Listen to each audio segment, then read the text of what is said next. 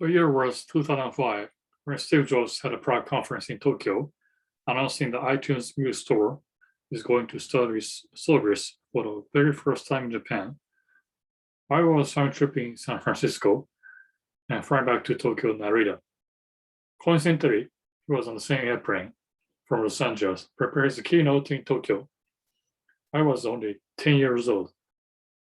Lucky enough, the air ticket was upgraded to first class in San Francisco International Airport, aka SFO. He was sitting in right front of me, and I was just behind his seat.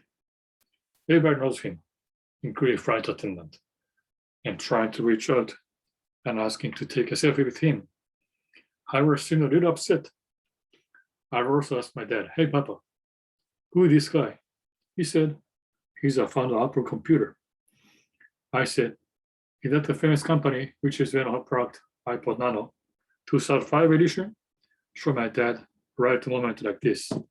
He answered, "Yes." For a brief couple moments, 10 years old me was thinking, maybe I could ask him to have his signature on my iPod Nano on this mirror side. I remember my dad said, "No, you shouldn't. Look at his bare feet. He's not even wearing the socks." And one pointed out, like a naked king, the emperor's new clothes. He should be a very strange guy, but gifted. An emperor should keep it down, my son. To my surprise, my dad was right.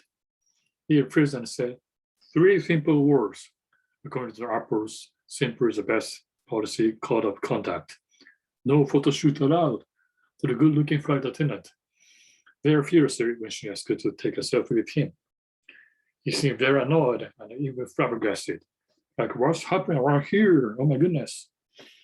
During a long flight for 11 hours, right the airlines, I smelled something strange, sour smell coming out from somewhere else in the cabin. And yes, you were right. It was coming from his old-time bare feet, like my dad just pointed out. It was a terrible nightmare.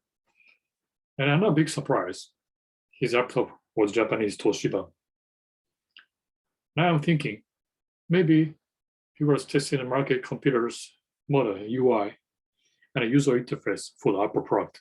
Back in the day, there was no MacBook Air or MacBook Pro. Apple only had a bulky laptop called Outlook. It was really thick, like this, really thick. The airplane was almost in approaching position for the destination of Tokyo Narita.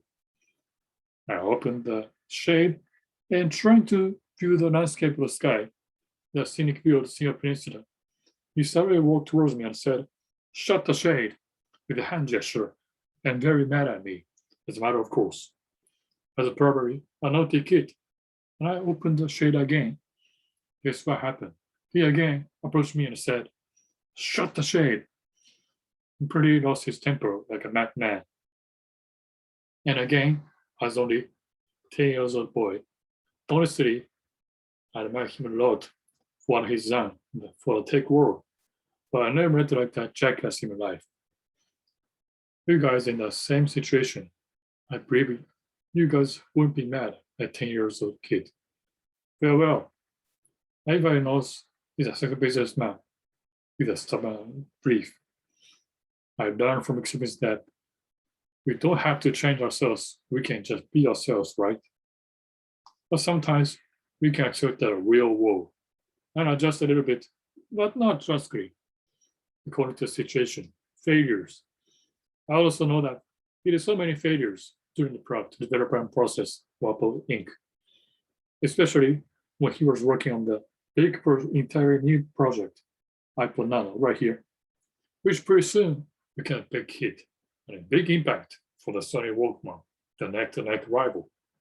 And of course, Apple has always been a game changer, and we've already shifted to the iPhone, which has 66.8% market share within Japan and 25% market share in the world by mixing the basic function of iPod phone, iPhone,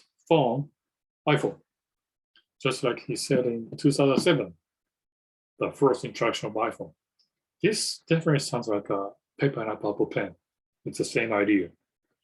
Only 2 years after I met him, iPod was technically dead. The first bulky iPod was introduced in 2001. Therefore, in total, only 7 years, such a short life. He also fired many people at a TV show called Apprentice, performed by former President Trump. And even further, he was fired by his own company when he was 30, the mid-age of his career. He went on to establish other companies like Pixar, the animation company, famous for Toy Story, and Next Computer, that allowed him more creative freedom. Apple philosophy also reflects Steve Jobs' mastermind and his failure during career. I would like to give you guys my favorite 3 quotes I wrote down in entry form before coming here. Number 1, simple is the best policy. Number 2, think different.